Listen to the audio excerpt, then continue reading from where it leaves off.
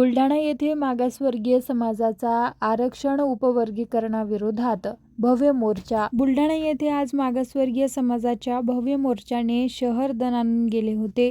मागासवर्गीय समाजाच्या उपवर्गीकरणाच्या विरोधात बुलढाणा येथे मागासवर्गीय समाज एकवटला होता। बुलढाणा येथे भव्य जिल्हास्तरीय महामोर्चा काढण्यात आला होता। बुलढाणा शहरात काढण्यात आलेला हा मोर्चा जिजामाता प्रेक्षागार येथून जयस्तंभ चौक, जनता चौक मार्गे जिल्हाधिकारी कार्यालय येथे येऊन धडकला। त्यानंतर उपस्थित मान्यवरांनी आपले मनोगत व्यक्त केले। यावेळी सरसेनानी आनंदराज आंबेडकर, खासदार चंद्रकांत हंडोरे, आमदार सिद्धार्थ खरात, माजी खासदार जोगेंद्र कवाळे, भाई दीपक केदार यांच्यासह मान्यवर उपस्थित होते।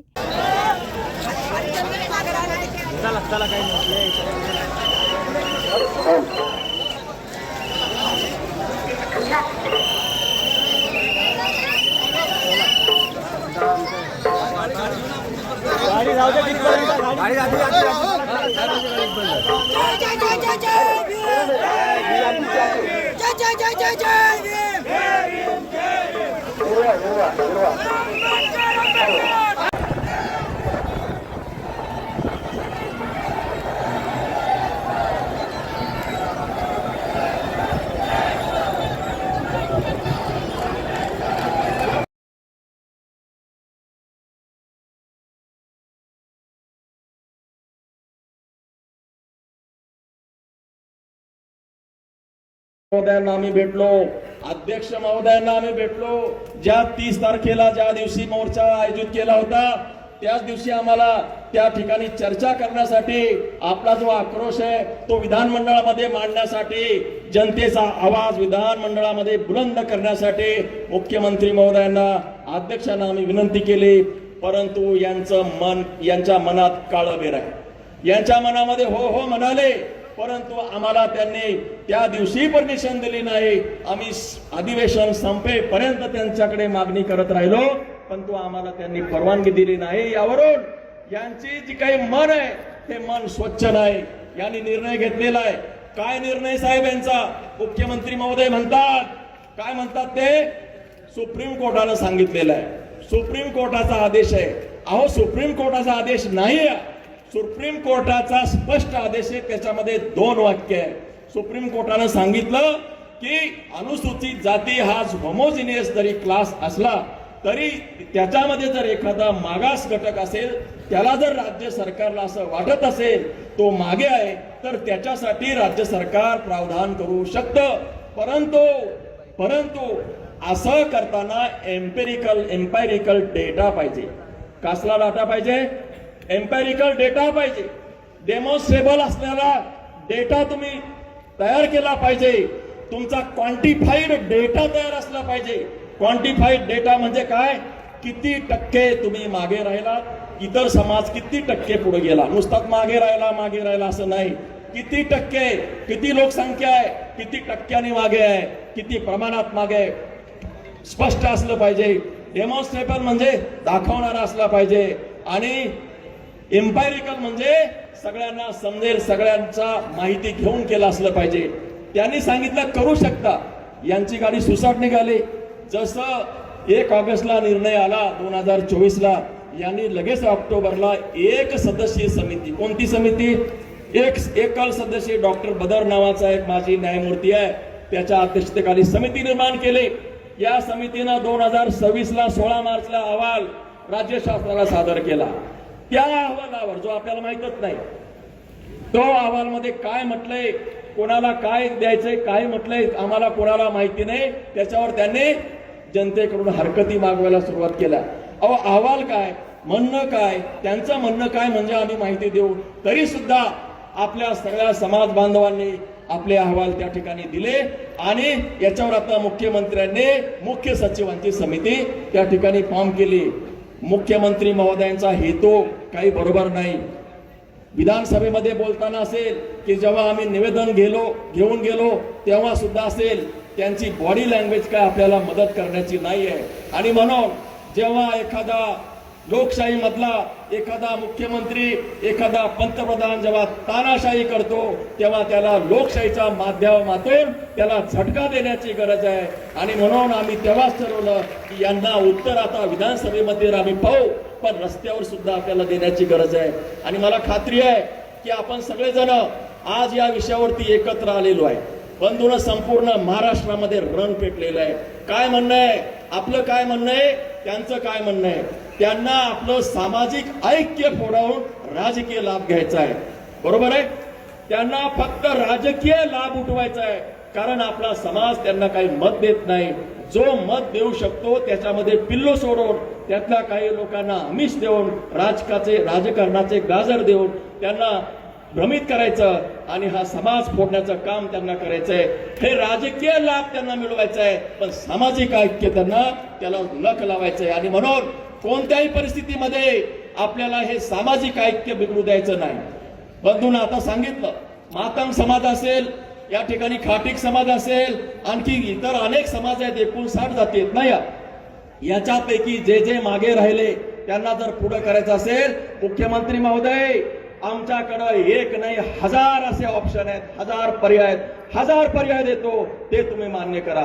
बंधूंनो, न्याय आणि समतेची लढाई आपली संपलेली नाही. या ठिकाणी यांनी रिक्त जागा अद्याप शासनामध्ये त्या भरलेल्या नाहीत. आणि जे काही आरक्षणाच्या मुळावर उठलेलं जे कंत्राटी पद्धती आहे, कंत्राटी अलीकडे कंत्राटी पद्धती आणलेली, कंत्राटी नोकऱ्या भरायच्या नाही, कंत्राटी पद्धती आणली. कंत्राटी म्हणजे कंपनी येते आणि ज्याला वाटेल ती पोरं शासनाच्या नोकरीवर लागतात. ही कंत्राटी पद्धती आहे. ही कंत्राटी पद्धत रद्द झाली पाहिजे. रिक्त जागा भरल्या पाहिजेत. जे काही अण्णाभाऊ साठे महामंडळ आहे त्यांना जे काही कर्ज त्यांना 50 कोटी 100 कोटी देतात, आपले सगळेच महामंडळ सगळे कर्जबाजारी झालेले आहेत. या सगळ्या महामंडळांचं कर्ज माफ करून 50 कोटी ऐवजी 5000 कोटी त्यांना द्या, आमचं काही म्हणणं नाही.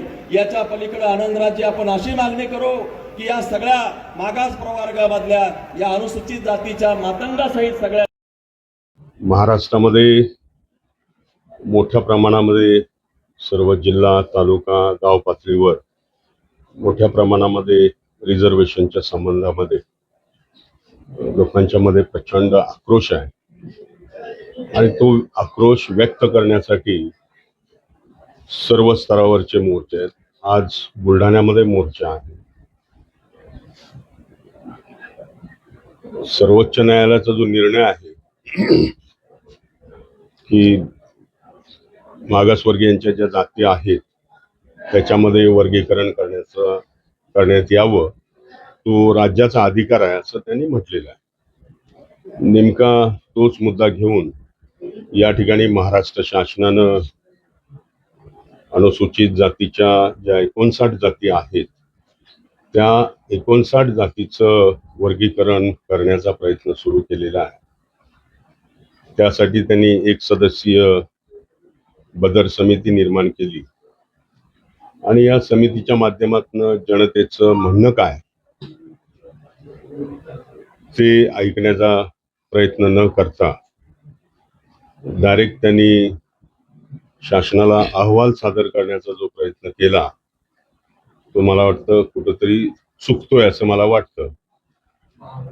कारण ज्यावेळेस बाबासाहेब आंबेडकरांनी 1930-31 साली गोलमेज परिषदेमध्ये हजारो वर्षापासून गुलामगिरीमध्ये खितपत पडलेल्या ज्या अस्पृश्य समाज आहे या समाजाला इतरांच्या बरोबरीने आणण्यासाठी प्रयत्न व्हायला पाहिजे आणि त्यासाठी त्यांना सगळ्या प्रकारच्या सवलती आणि रिझर्वेशन मिळालं पाहिजे ही त्यांनी त्या ठिकाणी भूमिका मांडली. जर त्यांना वाटलं असतं किंवा एका जातीपुरतं आपल्याला करायचं आहे तर त्याच वेळेस ते करून मोकळे झाले असते.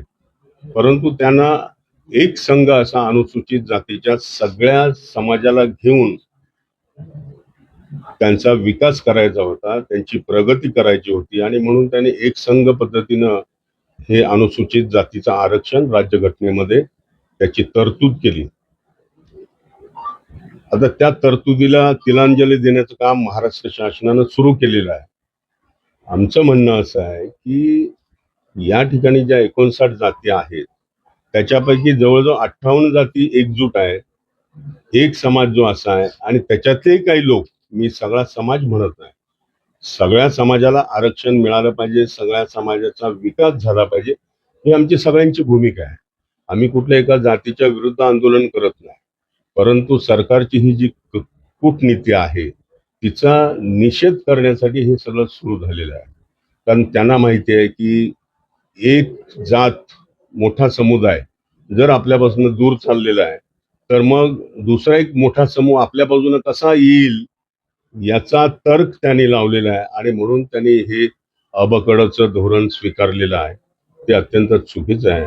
आमचं म्हणणं असं आहे की जर तुम्हाला या बाबतीमध्ये निर्णय घ्यायचा असेल तर लोकांच्या समोर तुम्ही मांडा, हरकती मागवा, सूचना मागवा, त्याच्यावर जनतेचं म्हणणं काय ते बघा आणि जनतेचं म्हणणं आल्यानंतर त्या संबंधामध्ये शासनानं निर्णय करावा.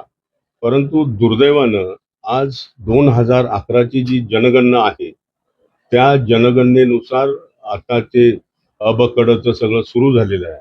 आमचं म्हणणं असं आहे की आता सध्या 2026 चालू आहे आणि आता जनगणनेचं काम सुरू झालंय SIRच्या माध्यमातून, तर ती पहिल्यांदा जनगणना होऊ द्या, जातीनिहाय लोकांची संख्या किती आहे ते पहिल्यांदा दिसू द्या आणि त्याच्यानंतर मग तुम्ही त्याचा संपूर्ण अभ्यास करून या सर्व जातीमध्ये एकजूट कशी राखता येईल, सगळ्या जातींना त्याचा फायदा कसा देता येईल यासाठी प्रयत्न करा.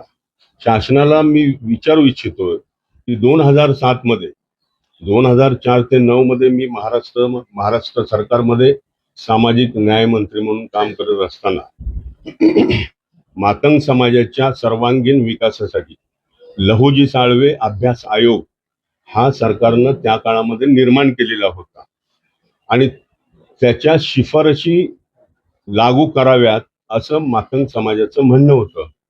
दुर्दैवानं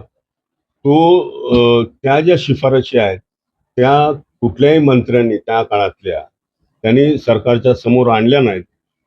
उपवर्गीकरण विरोधी हा मोर्चा आहे आणि सर्व जिल्ह्यामध्ये आम्ही हा मोर्चा काढत आहोत आणि त्यामुळं या मोर्चाला म्हणजे संपूर्ण महाराष्ट्रामध्ये प्रचंड प्रतिसाद मिळतो. आम्ही परभणीत मध्ये काढलाय, लातूर मध्ये काढलेला आहे, जालन्यामध्ये काढलेला आहे आणि सर्व जिल्ह्यामध्ये हे मोर्चा आम्ही काढत आहोत आणि त्याला प्रचंड प्रतिसाद मिळत आहे.